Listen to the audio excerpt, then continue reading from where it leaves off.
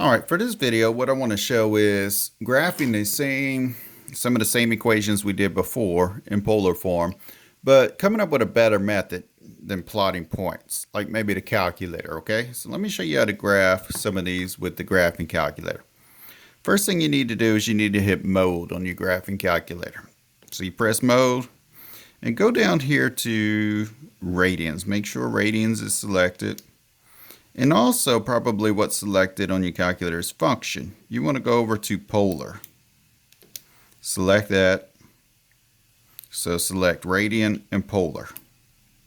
And get out of this. Alright, so go to graph. I'm sorry, go to y is equal to, not graph yet. Let's put in -4 sine of theta. So -4 sine, and this will be theta in this mode. Hit graph. What do you know? You have a circle right there. Now, if yours isn't entirely circular looking, well, the bottom's probably going to be a little flat just because the calculator pixels and so forth. But if yours isn't nearly as circular as mine, go to zoom and let's go to a square setting. Zoom number 5 for square setting. And you should get more of a circle look. There we go. That's this graph right here. All right, what about something like this one? R is equal to 4. I'm going to graph this. Go to y is equal to, let's clear all this, and let's say R is 4. Hit graph. What do you have? A circle centered at the origin. Circle centered at the origin with radius 4. All right, now, I don't know a way to graph this one in our calculator because as you can see, what is just R is equal to. So I have theta is equal to here.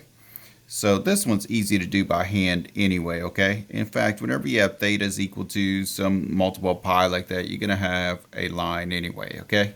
It just depends on where your line's going to be, how much you rotate, okay? And let's look at one more. Let's look at graphing this one.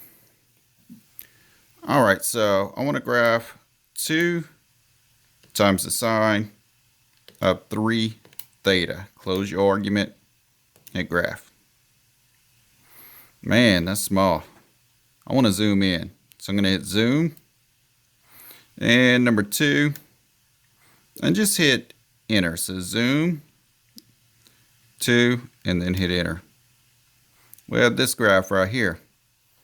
And then we could go ahead and draw that on our paper. Look something like this.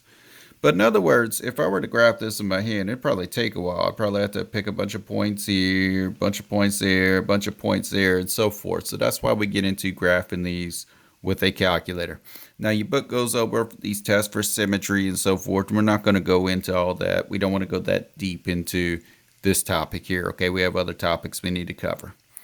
But remember, you could use your calculator to help you graph some of these. But for the ones like theta is equal to pi over 4, we're going to have to do by hand.